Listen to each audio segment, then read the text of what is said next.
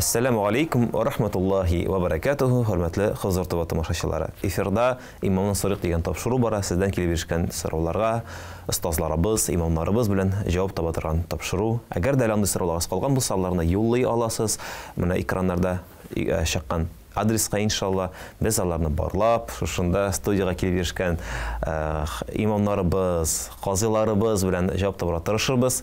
Ә инде бүгенге тапшыруга килгәндә, бүген кунагыбызга килгәндә, бүген бездә казый да, мөхтәсиб дә, шулай ук имам да, белмим, аның регалияләре бик күп. Инде мин башыннан башлыйм. Аксубай районының имам мөхтәсибе булып тора, шулай ук инде безнең Татарстан Җумһурияте мөфтиенең мөхтәсибләр белән эшләү буенча урынбасары да булып тора, шулай ук Көньяк төбәгенең казые да булып тора.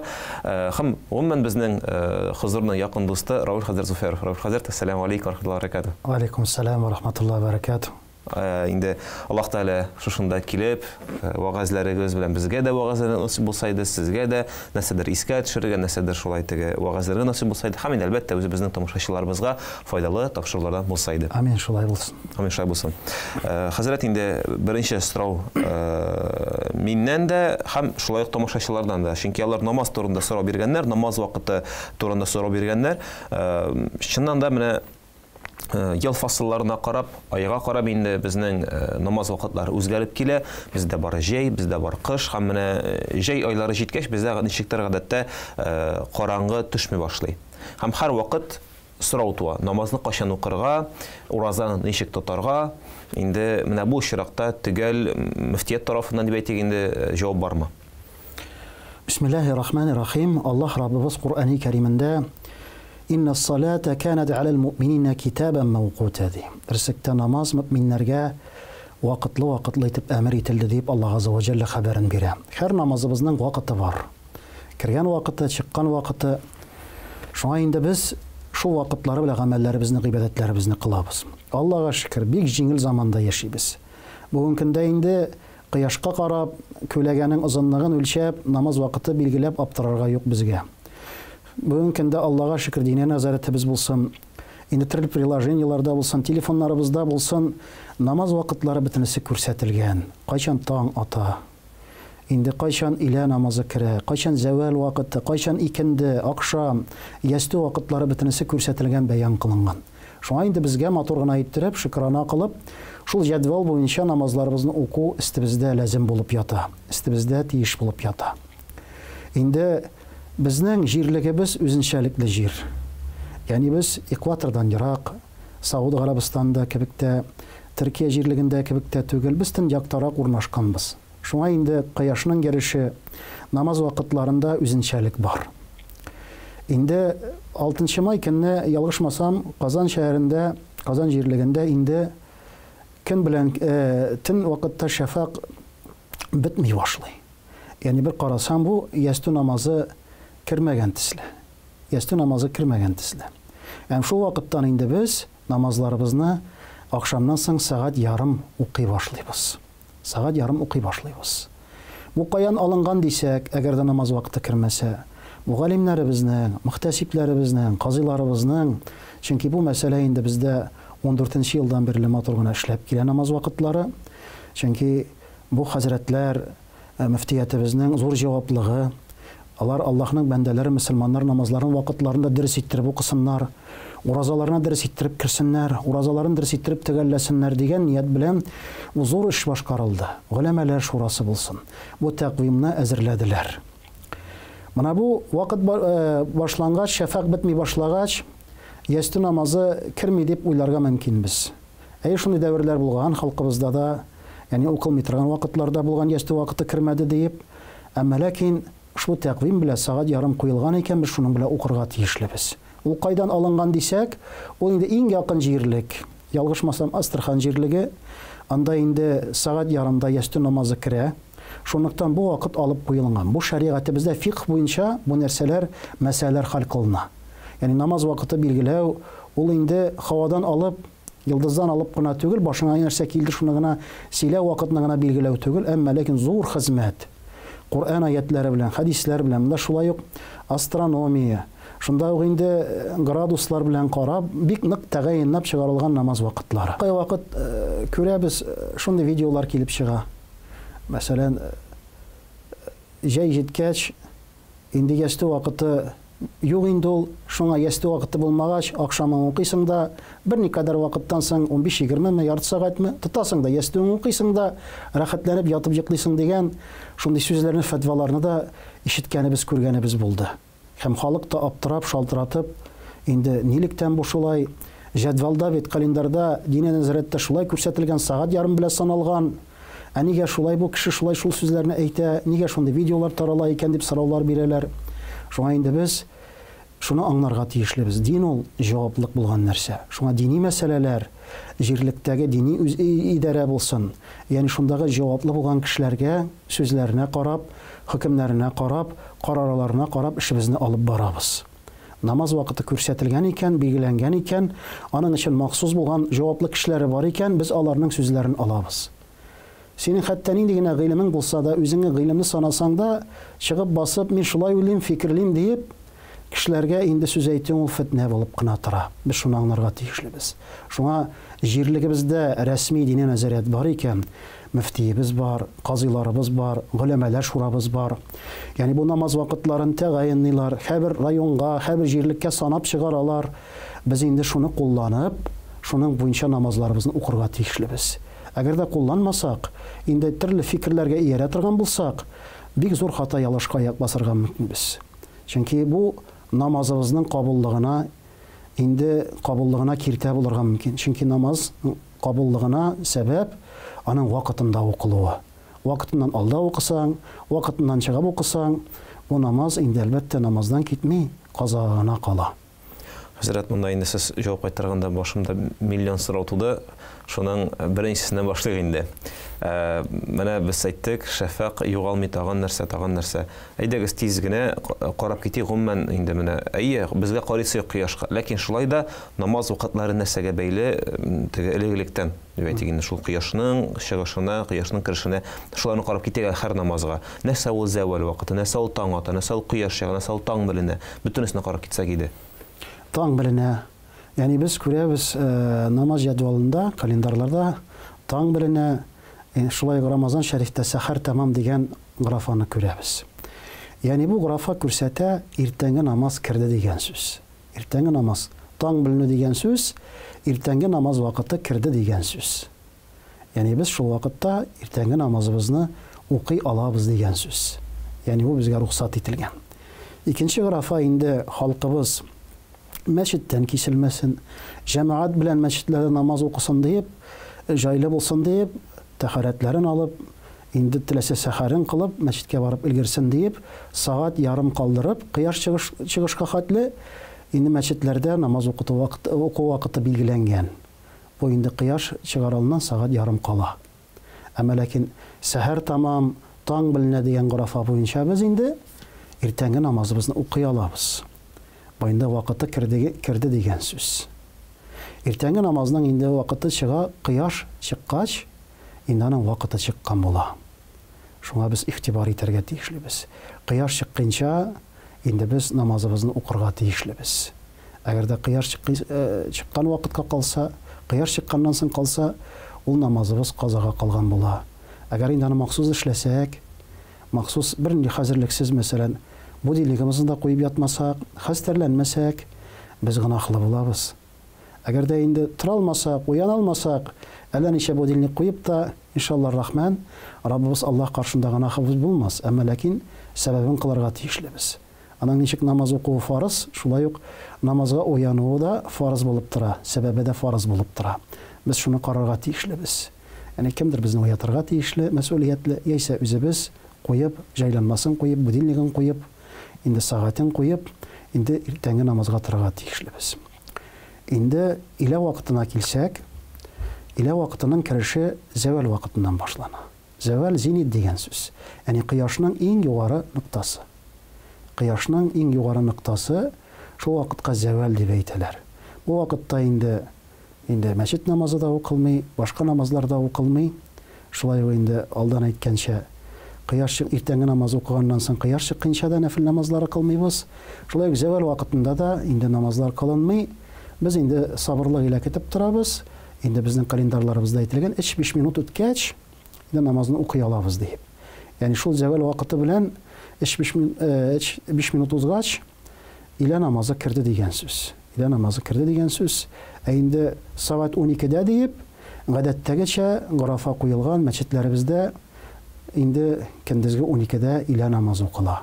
Без илә намазларын укыйбыз. Илә намазларын башкарабыз. Ягъни өйдә булсак, без иртәрәк тә укый алабыз, нәшә зәвалдан 5 минуттан соң. Әгәр дә инде шундый ихтияж килеп туды икән, ашыга кеше сәфәргә чыгып, шул бераз сабыр итеп зәвал вакыты кергәч, ул намазын кыла ала, намазын башкара ала иншаллах. Намазын башкара. Һәм инде безнең өченче намазыбыз, икенде намазыбыз, гасыр намазы дип әйтелә. Аллаһ Раббыбызның әмер иткән гамәле гыйбадәте бу инде илә вакыты узгач, икенде вакыты килгән вакытта инде күләгә белән карасак, теге бүгенге көндә инде безнең мотор иттереп язып куелган цифрлары азапланмыйбыз, ләкин инде зәвалның күләгәсе һәм шулай ук ике күләгә, ике предметның күләгә дип әйтәләр. Предметның ике күләгәсе инде. Берәр нәрсәнең ике күләгәсе өстәлеп, икенде вакыты керә. Икенде вакыты керә, икенде намазы һәм шулай ук икенде намазының вакыты бара кояш батканчага кадәр. Кояш батканчага кадәр бара. Инде икенде намазын укыгач, шулай ук нәфил намазлар укылмый. Иртәнге намазда, әгәр дә мәсәлән ниятләп намазга керешсәк, кояш чыга башласа, безнең иртәнге намазыбыз бозыла дип әйтелгән. Икендедә килгән вакытта, әгәр дә без ниятләп намазга керешеп өлгерсәк, кояш батып китсә дә, икенде намазы дөрес дип китапларда әйтелә. Икенде намазы дөрес дип әйтелә. Ягъни безгә иртәнге намазны инде кабаттан казага кылдырып укыйсы була, икенде намазы. Кояш чыкса, укыган вакытта шулай. Каза кыласыбыз була, икендедә инде намазыбыз намаздан китә. Әмма ләкин инде бик якынайтып укуны Пәйгамбәрбез саллаллаһу алейхи ва саллям хадисләрендә әйтә, инде көтеп торырсыз һәм дә тавыкның бодай чүпләгән тиз-тиз генә укып алырсыз дип, мунафиклар намазы дигән инде сүзне дә әйтә Расулыбыз саллаллаһу алейхи ва саллям. Шуңа инде бик сыңга, бик терәп икенделәрне уку дөрес түгел. Аның вакыты кергән икән, мотор иттереп уку кирәк. Инде вакыты чыгам дигән вакытта ниятләп намазга керешү мотор күренеш түгел. Әмма ләкин инде ниндидер сәбәп илә намазын укый башладык, кояш батып китте, намазыбыз иншаллаһ рахман дөрес була, Аллаһ Тәала кабуллардан әйләсен. Инде кояш баткач, ул инде бездә табигый кояшның утыруы, шулай инде календарларыбызда да күрсәтелгән. Әгәр дә яшәгән җайда без күрмәсәк кояш батканын, чөнки йортлар төзелә, инде иләр төзелә, аны күрергә мөмкин түгел. Кырда күреп кояшның батканын намазлар уку бик тә матур. Әмма ләкин ул бәхеттән без мәхрүм булабыз, чөнки тормышта хәятта яшәгәч төзелеш, биналар булсын, башкасы булсын, урманнары булсын, таулары булсын, инде кояш баткач без акшам вакыты керә. Акшам вакыты керә, акшам намазын укыйбыз. Менә шул акшам намазының инде шәфәгы бар. Кызыл төстәге шәфәк төсе бар. Башка вакытларда, кыш вакытларында булсын, менә май башына хәтле булсын, бу шәфәк бетә. Шәфәк беткәч, ясту вакыты үз вакытында керә. Әмма ләкин инде алда да сөйләштек, шундый вакытлар башлана, мәсәлән Татарстаныбызның Казанда мәсәлән 6-сыннан 8 августка кадәр ошмасан. 6-сыннан 6-та инде ул эшләре 4-ләре башлана. Аннан әкренләп килә инде Орша, Биектау, Казан. Шул шәфәк бетми башлый. Һәм шуннан соң инде без тәкъдир кылып, сагать ярым белән намазларыбызны укый башлыйбыз, ястүләребезне. Шул дәвам итә. Әмма ләкин башка гадәти вакытларда инде без, инде календарда да күрсәтелгән, шәфәкның яктылыгы беткәч, ястү вакыты керә, шулай укыйбыз. Һәм шулай итеп гамәлләребезне кылабыз, Аллаһ Тәала рәхмәте белән кабуллардан әйләсен. Кабуллардан әйләсен. Хәзрәт, менә инде шулук сез әйттегез дә, менә инде бик күп имамнарыбыз, астрономия галимнәре дә шушы һәр төбәк өчен чыгарды дип. Ни кызганыч, кайбер районнарга кунакка кайткач, теге намаз вакытлары эленеп тора, һәм анда Казан вакыты дип язылган инде. Казан өчен шундый намаз вакытлары шушы ай өчен. Инде теге сорагач, ник шулай дип инде без шул Казанга ялыштык инде диләр. Нәрсәсе белән әйбәт, нәрсәсе белән начар. Ерак районнар булса. Ерак икән, чөнки ул чакрым сайын ул вакыт үзгәрә. Телибезме, теләбибезме? Шундый дәверләр булды. Казан вакыты белән численник календарлардан карап рәхәтләнеп укый идек. Ләкин бу көндә төгәл санау бар. Һәр җирлек өчен санау бар. Ягъни һәрбер урын өчен санау бар. Бу вакытта инде без Казан вакыты белән укый алмыйбыз. Мәсәлән, Актанышка барсак, анда бер вакыт. Чүпрәле районына барсак, анда икенче вакыт. Анда инде тагын да көтеп утырабыз. Казан вакыты белән инде ифтар кергән, әмма ләкин тагын көтеп утырабыз. Актанышта киресенчә. Казан вакыты белән укыйм дисәң, син инде сәхәр соңрак. Әйе. Менә шул нәрсәгә игътибар итәргә кирәк. Ләкин кай вакыт теге ялыш хәйләгә дә бара. Сәхәр вакытын карый да җайлырак үз җирлеге белән сәхәрен кыла. Кояш булса инде Казанга бәйләп тә андыйларны да күрдек. Әмма ләкин истебездә намазны вакытында уку кирәк. Җирлекнең календары бар икән, күрсәтелгән икән, шуның белән гамәл гыйбадәт кылырга тиешлебез. Һәм инде әлбәттә һәр мөхтәсибәт, имам мөхтәсиб моны үзенең контролына хисабына алырга тиеш. Ул намаз вакытларын чыгарып, үзләренең сайтларына, үзләренең группаларына таратырга бирергә тиешле. Яни халыкка да таратыла, халык алсын, күрсен, ияләнсен, шулай халык ияләнә. Әгәр дә инде имам бу мәсьәләгә бик гафил караса, игътибар итмәсә, аның мәчетендә шул Казан вакытта асылынып иленеп тора икән, бу дөрес түгел. Чөнки бу кешеләрнең намазлары өчен, гыйбадәтләре өчен җавап бирә кем? Әввәлән имам җавап бирә. Кыямәт көнендә мәхәлләң белән, районың белән кемне кубаралар? Имамны кубаралар. Җиткездеңме? Чөнки бу фарыз булып тора бит. Фарыз булып тора. Фарызга бик нык игътибар итәргә тиешлебез. Ул санаган куйган. Аннан соң инде менә шушы минем беренче сорау, менә шушы җәй айларында вакыт кермәү, кыш айларында вакыт төгәл керү. Бәлки шуның белән, бәлки аның белән түгелдер. Инде еш ишетергә туры килә, ел сайын ишетергә туры килә. Безнең җирлектә уразага кояш чыккач керәләр дип инде. Менә кояш чыкты, ул сәхәр тәмам дип уйлыйлар. Мондый кешеләрне ничек җавап кайтарабыз? Аннан соң икенчесе ягы бар иде. Леглектән бит инде без кояш чыгарга ярты сәгать кала, сәхәр тәмамлы идек дип әйтәләр. Бәлки менә әйткән теге таралган видеоларда бәлки шуңа тәэсир ясагандыр инде. Менә шундый бу фикерләр, бу хата фикерме, дөрес фикерме, моңа ничек карарга? Әлбәттә шулай, сәхәрен кояш чыккач тегризаны туктатсаң, сәхәр вакыты бетте дип зур хата. Чөнки сәхәрнең вакытын без беләбез, таң беленү белән бетә. Яни махсус Рамазан шәрифтә графасаның сәхәр тәмам дигән. Сәхәр тәмам дигән сүз минутына ризыктан, чимлектән туктыйсың. Башка ашарга ярамый, эчәргә ярамый. Әгәр дә йоклап калдырсаң да уянып китсәң, инде ярар инде сыңардым дип ашый алмыйм дип әйтә алмыйсың. Чөнки бу гамәлеңнең, гыйбадәтеңнең кабуллыгына сәбәп булып тора. Ураза вакытында ашап эчеп утырсаң матур булырмы? Дөрес булырмы? Юк, әлбәттә. Шуңа инде аның вакыты бик нык тәгаен күрсәтелгән. Әй шундый дәверләр бар иде. Һәм җәй көнендә без аны кулланабыз. 2 сәгать кала. 2 сәгать кала уразага кергән кеше инде сәхәребезне туктата идек. Җәйге фасылда менә бу вакыт башлангач, шәфәк бетми башлагач, без инде аны куллана алабыз. Ләкин башка вакытларда инде без шул язылган санаулар буенча. Дин ислам, әлхәмдүлиллаһи раббил галәмин, кадгый булган дин. Кадгый. Алла Раббыбызның әмере. Әгәр дә инде ул саннар белән ризалашмыйсың икән, алай дөрес түгел ул фәлән дип, алай сөйләп утырган мәнфәгать юк. Син үзеңнең дәлилеңне китер. Дәлилеңне китер, аңлатып бир. Кур'анның аятлар белән, галимнәрнең сүзләре белән санап бир. Аңлат үзеңнекен, дәлиллә. Мөфтият та шулай ди. Яни намаз вакытларына килешмәгән кай вакыт хатлар алабыз, кабул итәбез. Кешеләр кай вакыт аңлап бетерми.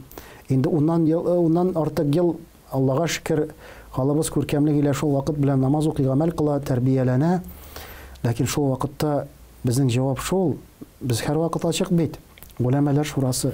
Үзенең ныклы булган, саллы булган дәлилләреңне аңлатып бир, язып бир. Игътибарга лаеклы микән алар? Әгәр дә хакыйкать икән аларны кабул итәләр. Яни без ислам шуңа өйрәтә, шуңа чакыра. Әмма ләкин 10 ел дәврендә һаман да төрле инде карашлар, төрле сүзләр бар, әмма ләкин ныклы булган, төпле булган, бернинди дәлилле булган бернинди сүз юк бит, бернинди хезмәт юк. Киресенчә, хәзрәтләребез гасыр башында ук бабайларыбызның календарларында да шулай саналган, шундый вакытлар булган дип әйтеп баралар. Инде Шихабетдин Марҗани хәзрәтләре дә бу мәсьәләне күтәрә башлаган, үзенең китабын да хәтта кейін чыгарган, бүгенге көндә ул китап бар, ул популяр, менә ястү намазын вакыты кермәсә дә ястү намазын укырга кирәк дигән бер шундый күләмле бер хезмәт бар. Инде чыннан да намаз темасы минемчә шушы белән туктасак була вакытын, менә бу вакыт мәсьәләсен, чөнки аны күпертүдән мәгънә юк, төгәл җавап булды. Минемчә инде шушы җавап белән эш кенә итәсе калды. Алдагы сорау инде шулай ук намаз вакытына бәйле, безнең инде хөрмәтле тамашачыбыздан намазны вакыты кергәч үк укырга кушалар. Алай укымасам нәрсә була? Инде мин юкка гына сорап китмәгән идем сездән менә һәрбер намазның үз вакытын, бәлки һәрбер намазны шулай карап китербез. Менә бар мустахаб вакыты бар бит инде, бар керү вакыты. Кайсысын менә кергәч тә укырга кирәк, кайсын бераз көтеп укырга кирәк. Һәрбер намазны карап китсәк иде, менә бу сорауга җавап итеп. Бу мәсьәлә буенча галимнәр дә Пәйгамбәрбез саллаллаһу алейһи ва сәлләмнең хәдисләрен китерәләр. Пәйгамбәрбез саллаллаһу алейһи ва сәлләм анардан сорагач, инде намаз вакытында укылган намаз иң хәерле намаз дип җавап бирде. Һәм монда күргәнебезчә, намазның иң әүвәлендә укылган намаз иң хәерлесе дип әйтмәде Расулullah саллаллаһу алейһи ва сәлләм, бу хәдистә вакытында укылган намаз. Әгәр дә аның вакыты, мәсәлән, икенде вакыты, мисал өчен әйтсәк, сагат 2-дә керә икән, сагат 4-тә, мәсәлән, кояш бая икән, шул дәвердә без аны укый алабыз. Укый алабыз, әлхәмдүлилләһ. Бик чигәртмичә, бик соңга калдырмыйча. Әмма ләкин вакытын көтеп алып уку бик саваплы, шулай хәсәнәтле гамәлләрдән. Аллаһ Раббыбыз да Куръани Кәримендә намазларын саклап укырлар ди. Пәйгамбәрбез саллаллаһу алейһи ва сәлләм дә хәдисләрендә әйтә, мәчетләрдә бер намазны укыгач икенче намазны көтәрләр ди. Ягъни бу кешенең йөрәгенең, калбинең, күңеленең намазга карата инде мөнәсәбәте, ошбу Раббыбыз Аллаһның улы булган гыйбадәтен шундый күркәмлеге илә, шундый мөхәддәс, шундый кыйммәтле әмер итеп, кабул итеп вакытында башкара. Әмма ләкин инде намазны шулай вакыты кергәч, тәһарәтләрен алды, бераз вакыты бар, үткәч тә укый ала. Һәм бу намазы да дөрес. Бу намазы да дөрес була. Намазның вакытлары, мәсәлән, китапларда әйтелә, иртәнге намаз булсын. Иртәнге намазның сөннәтен укыгач, кайбер мәчетләрдә бар шулай гадәтләнгәннәр, зикр итеп, дуа кылып утыралар, бераз сыңартып, аннары ястүн укыйлар. Шулай икенде намазына килгән вакытта да, азан әйтелгәч, кайбер мәчетләрдә, җирлекләрдә башта икенденең инде сөннәтен укып алалар. Инде сөннәтел муаккада булмаса да, инде укып алалар, соңра икендене укыйлар. Яни һәрберсе дөрес булып тора. Үз җаеңа карыйсың. Әмма ләкин мәчеттә, мәхәлләдә бар укыйм дисәң инде, анда вакыты күрсәтелгән. Шуңа игътибар итәргә тиешлесең. Иде вакытта инде үз җаең белән намазны гамәлне бигрәк тә апалар, хатын-кызлар, җәмәгать белән барып мәчеттә укымаган кешеләр, авыру икән, мәшәкатьле икән, укый ала. Вакыты кер дигән сүз. Инде куркай вакыт, ялгыш шундый фикер бар. Инде, мәсәлән, 2-дә вакыты кирде, укый алмадым, сыңардым дип уйлый. Намазның вакыты кергән вакыт, инде намаздан чыккан вакыты бар. Менә шул аралыкта без намазыбызны кылырга, эшләргә тиешлебез. Шул аралыкта намазны кылсак, укысак, намазыбыз иншалла дөрес була, Аллаһ Тәала кабул итсен. Бу чиракта инде без намаз керү җәдвәлен чыгардык. Күп кеше дә инде шул вакыты керү белән укырга кирәк дигән бәлки ни калгандыр, чөнки без бит намазны чыккан вакытын язмыйбыз. Хәтта инде кояш чыга дигән графа бар инде. Илә белән икенде арасы инде аңлашыла, 2 сәгать намазы бар. Инде калганнарда бар да кебек, ләкин шулай аңлатмасак, инде бәлки әле күп кенә теге менә шул нюанслар яшеренеп каладыр. Намазның кергән вакыты бар, җәдвәлдә чыккан вакыты юк дип уйлый кеше. Шул җәдвәлдә бар инде, һәрберсенең кергән вакыты да, чыккан вакыты бер караганда. Язылган. Хәзрәт, алдагы сорау, ир-атларга беләзек йөртергә ярыймы? Көмеш булса, мәсәлән. Аллаһ тәбәрәкә ва тәгалә ир-атка, хатын-кызга бизәнү әйберләрен рөхсәт иткән, мәсәлән, арасында аерымлык бар. Пәйгамбәрбез саллаллаһу алейһи ва сәлләм бер хәдисендә инде бер кулына ефәк алды, бер кулына алтын алды һәм дә бу өммәтемнең ир-атларына харам дип әйтте. Без аңлыйбыз. Ефәк кием, алтын ир-атка ярамый. Хатын-кызның бизәге. Ир-атка нәрсә ярый дисәк? Ир-атка яраганы көмеш йөзек. Пәйгамбәрбез саллаллаһу алейһи ва сәлләм бер вакыт бер сахабасын күрде, исемнән чыгып киткән, кулыңда нәрсә ул дип сорады. Алтын йөзек. Пәйгамбәрбез саллаллаһу алейһи ва сәлләм, алтын йөзек кигән була. Син җәннәткә кирмәдең, җәннәттәге нигъмәтне бармаңа кидең инде ди.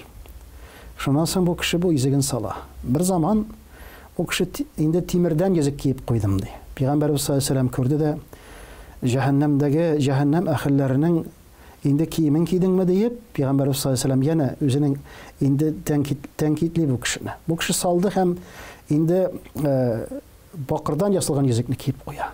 Пәйгамбәрбез саллаллаһу алейһи ва сәллям моны күргәч, инде син мәҗүсилекне күрсәткән нәрсәне эшләдеңме дигәч, бу кеше аптырап, я Расулалла, нәрсә киемсең инде дигәч, көмеш йөзек ки диеп Пәйгамбәрбез саллаллаһу алейһи ва сәллям әйтте. Шуңа ират көмеш йөзек кия ала бармагына. Әмма ләкин беләзеккә килгән вакытта төрле муенга тагалар, мәчет рәсемнәре белән алтын булмаса да, көмеш булса да, ират кешегә килешми, ярамый торган нәрсә. Иратка фақат рөхсәт ителгән бу зиннәтләрдән көмеш йөзек. Һәм ул шуны киеп куя. Шуны киеп куя, шуны кисә аңа җайыз рөхсәт булып тора. Әмма ләкин төрле беләзекләр булсын, төрле муенсалар булсын, төрле башка нәрсәләр булсын, ират кешегә бу нәрсә тыелган нәрсә, көмеш булса да. Инде хатын-кызлар булса килгәндә, хатын-кызлар килгән вакытта Аллаһ тәбәрәкә ва тәгалә рәхмәтилә рөхсәт иткән аларга зиннәтне, көмешен дә, алтынын да рөхсәт иткән.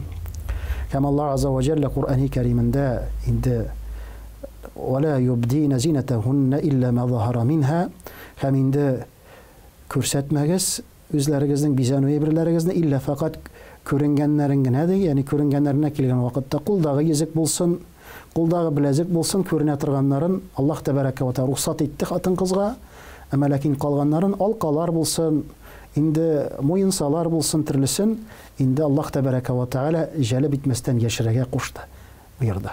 Әмма ләкин хатын-кызның күрке инде әлхәмдүлиллаһи раббил галәмин алтын, нихәтле урак, шунхәтле күбрәк, шунхәтле яхшы, шунхәтле бизәгә.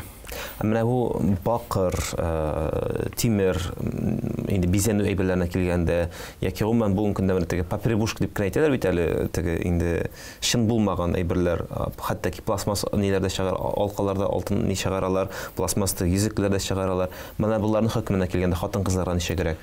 Хатын-кызга килгән вакытта инде хатын-кыз бу бижутерия дип атала. Буларны тагала, кулланыла. Ират инде тимердән. Алар бик матур итеп эшләнгән була, тик арзан була, бик күркәм сурәттә, төрле формада кия ала, куллана ала. Ana шул бакыр һәм тимергә килгәндә хатын-кызга иратка инде пәйгамбер стыйды дип әйттегез менә. Бит булган бит инде халкыбызда мәсәлән чулпылар эшләгәннәр, татар халкында да булган хатын-кызлар кигәннәр, төрле орнаментта гани кулланганнар кигәннәр. Ләкин ират мәсьәләсенә килгән вакытта инде шул көмешкә килеп терәләр. Көмеш рөхсәт ителгән. Хәзрәт, бер гынахны башка бер кашан да эшләмим дип ант итсәң, аннары тагын шуны эшләсәң, нәрсә эшләргә? Тәүбә итәргә. Тәүбә арты тәүбә. Әгәр дә бер кеше хата гынахка чумып, үзенчә инде җиңеллек эзләп шундый бар, ант итә. Ант итә Раббыбыз Аллаһның исеме белән, я Раббым Аллам, ант итәм бу эшне, яман эшне бүтән башка эшләмим дип. Әмма ләкин мәсәлән кабат әйләнеп бу эшкә кайтса, ант. Ант мәсьәләсенә килгән вакытта шәригатьтә без беләбез, аның бит инде хөкеме, әгәр дә ант итеп антын үтәмәсәң, эчкән ураза торырга тиешлесең. Ул инде шул эчкән уразасын торырга тиешле. Чөнки ант итте Аллаһның исеме белән. Бу гамәл өчен, кылган өчен. Һәм монда инде ул икеләтә тәүбәсен кылырга тиешле. Чөнки ул Раббыбыз Аллаһның исемен телгә алып яна бу яман, хәерсез гамәлдән тыелам дип ниятләгән иде. Шуның белән Раббыбыз Аллаһ инде мөмкинлек җай бирмәде, бу кеше гынахын кабатлады, гынахын эшләде. Аның өстендә инде бу антына да ураза белән антын да түләргә тиешле. Кимчелегеннән дә катылырга тиешле. Әмма ләкин кешене гаепләп булмый. Чөнки бу күрәбез, бу кеше хатадан, гынахтан арынырга тели. Шуның өчен юлларын, сәбәпләрен эзли. Ул кешегә катыда бәрелеп булмый. Ягъни аның ихтияр көче калмаган, мөмкинлеге юк. Ул инде шул сәбәп белән бу яман бызык эштән тыелырмын дип фикер йөртә, шуның белән бу адымга бара. Әгәр дә инде барып чыкмый икән, ул Раббыбыз Аллаһка тәүбә, истигъфар кылып кылган яманлыгыннан, начарлыгыннан шул антларында кәфарәт кылырга тиешле. Оман менә бу тәүбә мәсьәләсенә килгәндә инде бит инде бу тәүбәгә карый, гынахны башка бер кашында эшләмим дип ант итү дип әйтик инде. Тәүбәне никадәр еш кылырга кирәк? тәүбәне булдырылган шәһәр вакыт кылырга кирәк. Пәйгамбәрбез саллаллаһу алейхи ва саллям астагфирулла, инде Раббыбыз Аллаһтан тәүбә кылу кәлимәсен бик күп иша иткән. Хадисләре бар, 100 тапкыр әйтәм, 70 тапкыр әйтәм дип, һәр вакыт кабытлаган. Пәйгамбәрбез саллаллаһу алейхи ва саллямның киләбез, дугаларын күрәбез, сөннәттә килгән күрәбез, һәр вакыт Аллаһ Раббыбыздан гафу, ярлыкау, кичерү, тәүбә сорау кәлимәләрен Расулыбыз саллаллаһу алейхи ва саллям өйрәтте. Адәм баласы моны һәр вакыт тәкрар итәргә тиешле. Без күпме гынаһны белеп кылабыз, күпме гынаһны белмичә кылабыз. Һәр вакыт ялгышлык, кимчелектә. Тәүбә астагфирулла кәлимәсен, тәүбә кәлимәсен әйтү Аллаһ Раббыбыз белән багланышны ныгыткан нәрсә. Кимчелек хата гынаһларыбызның китүенә сәбәп булган нәрсә. Аллаһ Раббыбыз Куръани Кәримендә инде Раббылары Аллаһ аларга газап бирмәс, хәтта алар тәүбә истигъфардан тукталмасалар дип хәбәрен бирә. Яни һәр вакыт тәүбә истигъфарлы булу, әлхәмдүлилләһ, Раббыбыз Аллаһның газабыннан котылдыра. Кешенең мизанда изге гамәллекләрен күп кыла. Тәүбә кылу, истигъфар әйләү бу кешенең мискенлеген Раббысы Аллаһ каршында таныта. Төрле кешеләрне күрәбез тормышта, хәятта. Кай вакыт адәм баласы тышкы яктан бер ни хата гына кылмаска мөмкин. Начарлыклар да эшләмәскә мөмкин. Әмма ләкин аның күңелендә зур бер нәрсә, тәкәбберлек булырга мөмкин. Намазын ирлек белән укырга мөмкин. Кешегә карата намаз укымаган кешегә карата мөнәсәбәте ирлек, зурлык. Инде кай вакыт күрәбез, адәм баласы хатага гынахка чумган, әмма ләкин ул хатасы өчен шундый кайгыра, ул нәүмиз була, үзе дә аптыраган. Улар ыяла, кешедән дә ыяла, Раббысы Аллаһтан да ыяла, әмма ләкин киселә алмый. Галимнәр әйтә, әгәр дә үлчәп карасак, бу хата гынахка баткан кешенең хәле яхшырак Раббысы Аллаһ каршында дип. Чөнки аның күңеле сынган, үзенең урынын таный. Бәни Исраил халкында да Пәйгамбәрбез саллаллаһу алейхи ва саллям хадис шәрифендә әйтә, бер изге хәерле күз ачып гынах кылмаган бер зат бар иде ди. Аллаһ Тәала шундый кәрамәтле кылды моны. Моның баш ичендә һәр вакыт болыт йөри. Яни эссе, кояш ул яклар. Бу болыт саклый. Көннәрдән бер көнне инде бу урам буйлап барган вакытта моның каршына чырый шул җайда яшәгән гынахка баткан бер адәм баласы. Һәм булар узган вакытта гезләрен икесе ике якка борып узды ди. Ләкин ни хикмәт, болыт гынахлы кешегә ияреп китте ди. Теге кешедән аерылды ди. Ник? Бу изгелектә, гамәлдә булган кеше тәкәбберләнеп йөзен бұрды ди. Теге гынахта булган кеше ыялып йөзен бұрды ди. Эх, бу изгелек иясе, күп гамәлле кеше күзенә карарга ыялам дип, яни йөзен читкә бұрды ди. Һәм Аллаһ тәбәрәкә ва тәгалә шул уйлары, ниятләре өчен урыннарын алыштырды. Аллаһ Раббыбыз без бәндәләрнең хәлләрен, әхвалларын шундый белүче. Әгәр дә без тәүбә, истигъфар илә кайтсак, Раббыбыз Аллаһ гафу итүче, ярлыкаучы. Тәүбәдән, Раббыбыз Аллаһның рәхимлегеннән, шәфкатеннән иллә-мәгәр шәйтанына киселгән, өзелгән. Әмма ләкин без кыйбла әхилләр, мөселманнар, әйе без кимчелекле, әйе без хаталы. Әмма ләкин әлхәмдүлиллаһи раббил галәмин, бер бәдәви галәпнең шатлыгы кебек. Сөйлиләр икән кыямәт көне хакында. Хисап бирәсе хакында сөйләгән вакытта бу бәдәви сырый икән, бабай. Ә кем каршына барабыз соң дигәч? Аллаһ Тәала каршына барабыз инде дип әйтәләр икән. Эй, Аллаһ Тәала каршына барабызмыни? Алайса әлхәмдүлиллаһ, Аллаһга шөкер дип әйтә икән. Шуңа Раббыбыз Аллаһның мәрхәмәте, шәфкате киңдер. Аллаһ Тәала кимчелекләребезне гафу кылсын. Хаталарыбызны, ялгышларыбызны ярлыкасын. Амин шабысын. Инде гомумән шул тәүбә мәсьәләсе, гынах мәсьәләсе кеше артыннан куатырган бер мәсьәлә инде ул. Шундый бер хадистә ишеткән бар. Әгәр дә сез гынах кылмасагыз һәм тәүбә кылмасагыз, Аллаһ Тәала сезне башка бер кавымны алыштырыр дигән. Моның хикмәте ничек аңларга? Моның хикмәте Аллаһ Тәала Раббыбыз рәхмәт иясе. Yani nimet iyesi, biz bəndelərini ғafu ite, yarlıqı, həm ғafu itərgə yaratamın. Ramazan şərifdə də bit. Allahümme inneke ғafuun, ya Rabbim Allah'ım, sen ғafu itüçü. Sen ғafu itərgə yaratasın, bizlərini ғafu it deyib. Ғafu var, ғaffar sözü var, ғafu itüçü, yarlıqıvışı var. Ғафу деген сүзгә галимнәр Аллаһ Тәгаләнең ғафу итүе, ярлыклауы тагында киңрәк дигән мәгънә белән килә дип әйтәләр. Яни Раббыбыз Аллаһ ғафу итәргә ярата, кичерә, ярлыкый. Аллаһ Азza ва Җаллә шулай безләрне дөньяга яратты, нәфесле итеп яратты. Аның бар фәрештәләре, аларның нәфесләре юк. Алар кимчелек тә, гынах та эшли алмый. аларның табигатында юк. Әмма ләкин безнең табигатыбызда, безнең тормышыбыз, хаятыбыз шул бетми торган хата гынахлар белән көрәшеп уза. Менә шуның белән адәм баласының кыйммәте дә зур. Ул нәфсен җиңә. Ул үзенең хата ялгышларын төзәтә. Ул үзенең кая барганын аңлый, кем каршына барганын аңлый. Ялгышларыннан кимчелекләрен туктый, аларны изгелек белән, яхшылык белән алыштыра. Һәм мәңгелек рәхмәт иясе, улуг гафу итүче Раббысы Аллаһның рәхмәтенә, ниъмәтенә ирешә. Шуңа да хикмәт. Әлхәмдүлилләh, адәм баласының тереллеге, гафу сорауы, ярлыкау сорауы, ялгышуы, кимчелекләребезне Раббыбыз Аллаһның гафу итүе зур бер хикмәт ва рәхмәт булып тора җәмәгатул муслимин. Шулай булсын да, иншалла. Алдагы сорау шулай килеп ишкән, җирәбә рөхсәт ителгәнме? Җирәбә салу, җирәбәгә җирәбә нәрсәдер бер эшләү мәсәлән. Җирәбә салу мәсьәләсе килгән вакытта, мәсәлән, Расулыбыз саллаллаһу алейһи ва сәллям әйтә, әгәр дә азан әйтүнең никадәр савабын белсәгез иде, җирәбә салыр идегез ди. Җирәбә салыр идегез ди. Ягъни шулай итеп кемгә төшәр, шул азан әйтер иде ди. Шуңа инде тормышыбызда, хаятыбызда шундый мәсьәләләр килеп баса, җирәбә салырга. Кемгә насыйп була? Кемгә насыйп була? Кемгә бу эш насыйп була? Кемгә бу бүләк насыйп була? Шуңа инде аның асылы, әгәр дә теге бәйләнмәгән икән, ниндидер отышлы нәрсәгә бәйләнмәгән икән, алайга бәйләнмәгән икән, әлхәмдүлилләh, бу нәрсә рөхсәт ителгән. Ягъни изгелектә, хәерле гамәлдә кайчан инде бер нәрсәне хәл кылып булмый, нишләргә кирәк икән. Пәйгамбәрбез саллаллаһу алейһи ва сәлләмнең тарихында Расулыбыз саллаллаһу алейһи ва сәлләмгә 35 яшь вакытта Кәгъбәтулла шәриф реконструкция кичерде. Кәгъбәтулла шәриф реконструкция кичерде.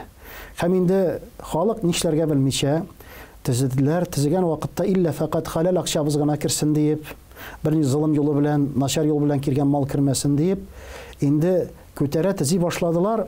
Һәм инде караташны кую вакыты җиткәч, бер хәлгә тардылар. Нишләргә? Ничек бу хәлдән котылырга? Һәм инде сугышыр дәрәҗәгә ирешкәч, булар инде уйладылар, монаха бу ишектән кем килеп керә, шул безне хәл кылыр дип. Һәм Расулыбыз саллаллаһу алейһи ва сәллям аларны хәл кылды. Хәл кылды бу эшләрен, бу гамәлләрен. Һәм җирәбә килгән вакытта да әлхәмдүлилләh шундый мәсьәлә килеп баса икән, бүтәнчә гаделлек белән хәл кылып булмый. Бөтенесе лаеклы. Мәсәлән, шундый бер күркәм булган ярыш булды. Аның бүләге мәсәлән хаҗ булып тора. Бөтенесе лаеклы. Берсенә алып биреп булмый. Менә вакытта җирәбә салалар. Кемнең бәхете, кемнең өлешеңә тигән кемешең, шул инде шул җирәбәне үзенә Алла иншалла рахман аңа насыйп була. Бу инде рөхсәт ителгән нәрсә. Иншалла. Иншалла. Танышу сайтларында кеше белән танышырга ярыймы? Гомумән динебез ничек танышу яклы? Инде без бер тапшыруда сез белән таныш яшкән идек, ләкин вакытта әле монда кызыклы сорау юк иде. Менә сайтлар мәсьәләсе. Сайтлар мәсьәләсенә килгән вакытта инде алар күп төрле мөселманнарның сайтлары да бар. Еш кына килеп чыга. Никах сайтлары шулай кешеләрне кавыштыру өстендә эшли торган. Кешеләр анкеталарын тапшыралар, һәм инде анкеталарына карап, инде аларны таныштыралар. Иншалла, Аллаһ Раббыбыздан вакыт җитсә, кавышалар, гаилә коралар. Инде бу нәрсәгә уңай карыйбыз. Әгәр дә инде шәригать чигарасыннан чыгып китмәй икән, аралашу вакытында, сөйләшү вакытында, танышу вакытында, чөнки хатын кызның да бар бит инде, аның махрамнары бар, башкасы бар, әтисе бар, әнисе бар, абыйлары бар. Яни бу мәсьәләләр бөтенесе хәл кылынырга тиешле.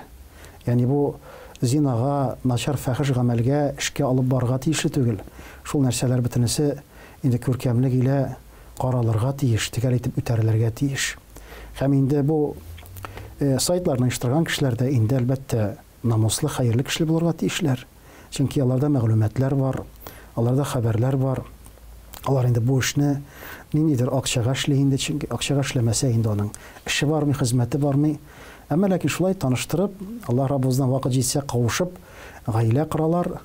Бу нәрсәгә килгән вакытта да, әгәр дә башка юл белән иләнү, кияүгә чыгу җаен таба алмаса, инде мөрәҗәгать итә шундый яучылык системаларына, кавышу сайтлары аша, ышанычлылар аша инде. Раббыбыз Аллаһ һәрберебезгә дигән үзебезнең тиң парларыбызны табырга насип итсә иде, булган инде гаиләдә булган кешеләр безгә әлфәт мәхәббәт насип итсә иде, матур итеп кенә яшәргә насип итсә иде инде. Ни кызганыч вакытыбыз чыгып килә. Сезгә бүген монда килгәнегез өчен, җавап кайтарганыгыз өчен Аллаһның рәхмәте, сәламе ва бәрәкәте булса иде. Саубуллашабыз инде. Алейкум сәлам. Аллаһның рәхмәте булсын үзегезгә. Шундый изге, хәерле гамәлләрегездә бәрәкәт булсын. Амин, кабул булсын. Амин. Хөрмәтле Хозур ТВ тамашачылары, эфирда имамнан сырык дигән тапшыру иде. Инде сизгә төшерәбез, бүген бездә кунакта Аксубай районының имам мөхтәсибе, Татарстан мөфтиенең мөхтәсибләр белән эшләү буенча урынбасары, шулай ук әле Көньяк төбәгенең казые Равил хәзрәт Зуферов иде. Инде без аңа да, сезгә дә хәерле сәгадәтләр, хәерле инде бәрәкәтләр теләп калабыз. Раббыбыз Аллаһ сездән дә, бездән дә разый булсын дигән теләктә сезнең белән саубуллашабыз. Ассаламу алейкум ва рахматуллаһи ва баракатуһ. Раббыбызның сәламе, рәхмәте, бәрәкәте барчабызга да ирешсә иде.